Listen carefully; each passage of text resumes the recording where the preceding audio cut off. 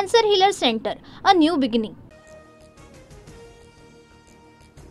महिलांना 50% आणि ज्येष्ठ नागरिकांच्या सवलतीमुळे एसटी तोट्यामध्ये गेली. परिवहन मंत्री प्रताप सरनाईक यांची कबुली. माहिती सरकारच्या निर्णयावरच मंत्र्यांचं बोट.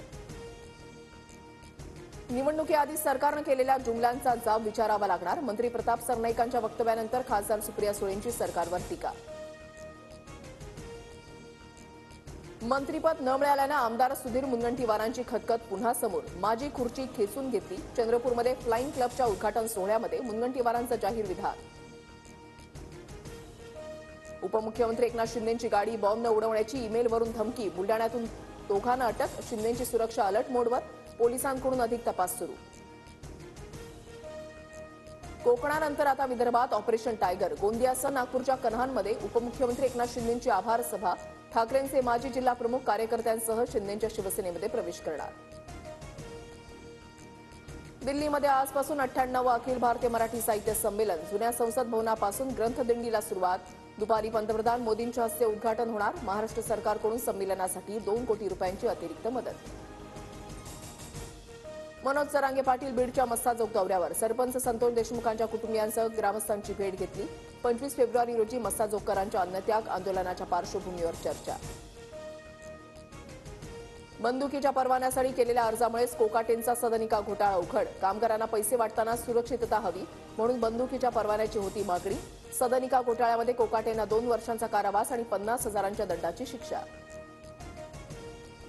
धनंजय मुंडे कृषी मंत्री असताना 300 कोटींचा घोटाळा. ईडी सीबीआयकडे तक्रार करणार धसांचा इशारा. तर बदल्या आणि पदोन्नती प्रकरणातही मुंडेंनी 100 कोटींचा भ्रष्टाचार केल्याचा धसांचा आरोप. अजित पवारांच्या पक्षाचे दोन्ही मंत्री रडारवर. धनंजय मुंडे आणि माणिकराव कोकाटेंचा राजीनामा मुख्यमंत्र्यांनी घ्यावा. संजय राऊतांची मागणी. धार्मिक अल्पसंख्याक विद्यार्थ्यांसाठीच्या योजनेमध्ये अब्दुल सत्तारांकडून घोळ. मंत्रिमंडळाच्या बैठकीमध्ये प्रस्ताव मंजूर असल्याचं भासून शासकीय अनुदान लाटलं.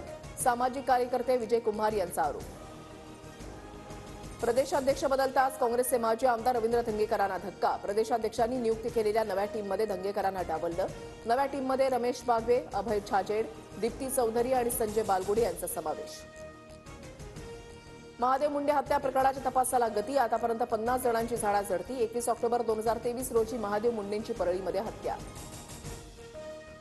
राज ठाकरे आज दुपारी 2 वाजता मुंबई महापालिका आयुक्तांना भेटणार. मुंबईतील विकास कामांसंदर्भात आयुक्तांशी चर्चा करणार. पोस्टल रोडवरील डांबरी उंचवट्याची पंतप्रधान कार्यालयाकडून दखल. डांबरी उंचवट्यांमुळे रस्त्याची दुर्दशा झाल्याचं समोर. पोस्टल रोडवर खड्डे नाहीत. प्रतिबंधक उपाययोजना म्हणून मास्टिकचे अतिरिक्त आवरण. प्रशासनाचं स्पष्टीकरण. राज्यातील अनेक जिल्हा बँका कर्जमाफीच्या फेऱ्यात. जिल्हा बँकांची 28,606 कोटींची थकबाकी. निवडणुकीच्या वेळेला सरकारच्या कर्जमाफीच्या आश्वासनामुळे शेतकऱ्यांची कर्ज भरण्याकडे पाठ.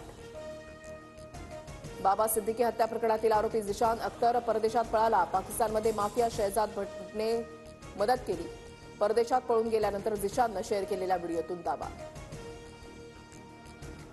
आजपासून 10वीच्या परीक्षांना सुरुवात. परीक्षा केंद्रांवर सीसीटीव्हीची करडी नजर. 30 मिनिटं आधी केंद्रावर पोहोचण्याच्या विद्यार्थ्यांना सूचना.